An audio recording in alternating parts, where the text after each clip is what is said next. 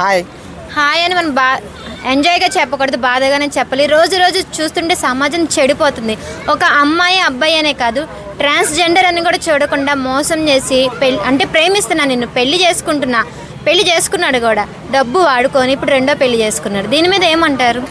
ఇప్పుడు ఏంటంటే వాళ్ళు కొద్దిగా ఆలోచన చేయాలి. దీన్ని చూసి చాలా ఆలోచించాలి. ట్రాన్స్జెండర్స్ అందరూ వాళ్ళకు ఒక కమ్యూనిటీ ఉంటుంది కదా, వాళ్ళ మనుషులందరూ కలిసి కూర్చొని ఆలోచన చేయాలి. ఎవరైనా సరే వాళ్ళని వాడుకుంటున్నారు, వాళ్ళని లవ్ చేస్తున్నారు అని అంటే పెళ్ళి చేసుకుంటారా లేదా, వాడు ఉంటాడా లేదా అని చెప్పేసి అందరు కలిసి మాట్లాడుకొని వాళ్ళ పైన ఒకసారి కమిటీ లాగా ఉంటుంది కదా, వాళ్ళందరూ కలిసి మాట్లాడుకోవాలి. ఏమిటంటే వాళ్ళని ఎట్లా అయిపోయిందంటే వాళ్ళని వాడుకొని వాళ్ళతోటి డైలీ డబ్బులు గలగల వస్తూ ఉంటాయి బయట. ఆ డబ్బులను చూసి వాళ్ళని ఎట్లయితే అమ్మాయిలాగానే ఉండదు కదా, జర మనం వాడుకొని ఆ డబ్బులను యూజ్ చేసుకొని మన పనులు ఎలా కొట్టుకోవచ్చు అని కొంతమంది అనుకుంటున్నారు. ఇది చాలా తప్పు బ్రదర్. ఏంటంటే వాళ్ళకు కూడా మనసు ఉంటుంది, వాళ్ళు కూడా మనుషులే. అట్లా మోసం చేయడం చాలా తప్పు. ఏంటంటే ఒక వ్యక్తి ప్రేమ అనేది ఒక అమ్మాయి అబ్బాయి కాదు, ట్రాన్స్జెండర్స్ కూడా వాళ్ళకు మనసు ఉంటుంది, వాళ్ళు ప్రేమిస్తారు కూడా. ఏమిటంటే వాళ్ళ ప్రేమని ఒక ఏంటంటే కిరాయి వ్యక్తుల్లాగా వాడడం మాత్రం నాకు చాలా బాధాకరం. అంటే మనకి తెలుసు కదా, హాసిని ఇన్స్టాలో చాలా ఫేమస్ మధ్యలో, మీరు చూసే ఉంటారు హాసిని గారిని. ఇప్పుడు వాళ్ళ ఇంటి ముందు ధర్నా చేస్తుంది. ఎస్, తప్పకుండా చేయాలి. ఏంటంటే హాసిని అనే ఆమె అంటే ట్రాన్స్జెండరు. ఏమిటంటే ఆమె డైలీ తెచ్చిన డబ్బులు మొత్తం వాడు నా భర్త అని చెప్పి అంగీకరించి వానికే మొత్తం అర్పించి మొత్తం డబ్బులు పెట్టడం కానీ బయటికి తిప్పడం కానీ అవన్నీ యూజ్ చేసుకొని ఆమెకంటే ఒక గోల్ ఉండదా, ఆమెకంటే ఒక మనసు ఉండదా?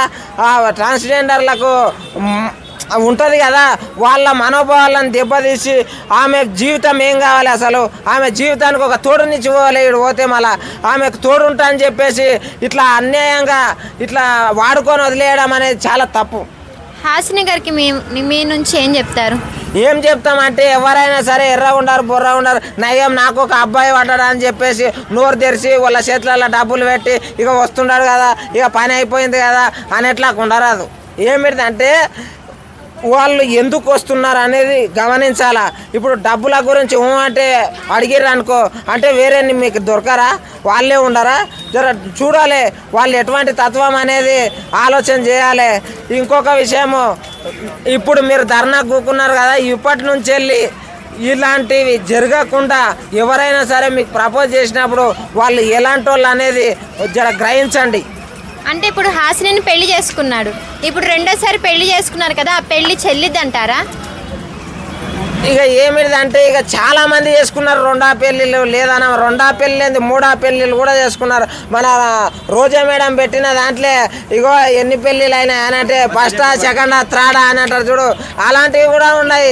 ఏమిటంటే వాళ్ళకు డబ్బులు కావాలి, మెయిన్ ఇంపార్టెంట్ డబ్బులు కావాలి, పండనికి అమ్మాయి కావాలి. ఇదే కథ, ఇదే నడుస్తున్నది గలీజ్ కంపు. ఈ కథలు లేకుండా జర మనసు చూసి లవ్ చేసుకొని చూడర్రి.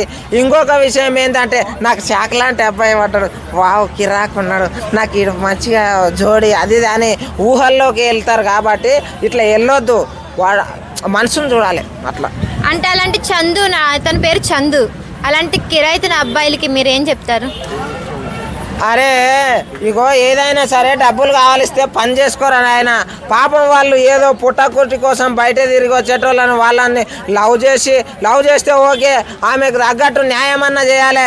ఇట్లా నీ పాటికి నువ్వు వాడుకుంటేవి, కత్తరించి ఎంజాయ్ చేస్తేవి, ఆమెను బజార్లో వదిలేస్తేవి, ఇంకొకరిని పెళ్లి చేసుకుంటేవి. మరి ఈమె గత ఏం కావాలి?